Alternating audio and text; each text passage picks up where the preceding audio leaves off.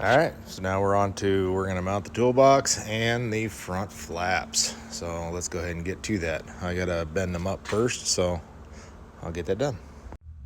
All right, so I got them made up and I went ahead and notched out.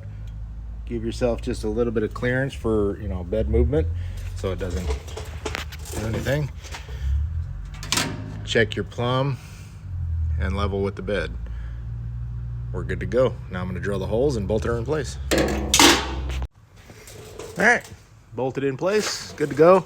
They are not tight yet. It's gonna be going to paint, so why should he have to undo bolts? Just zip them off and then he can paint. So, all right, on to the toolbox.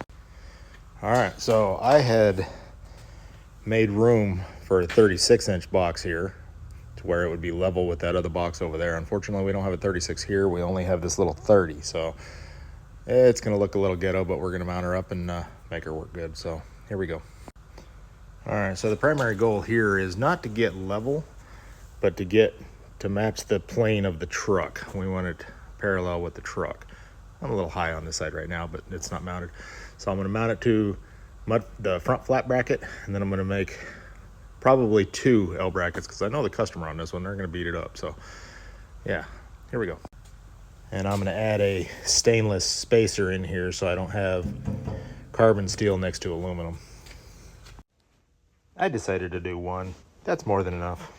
All right, there we go, all mounted up.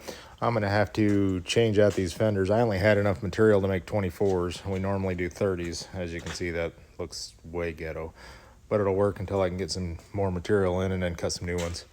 But yeah, that's that, and done.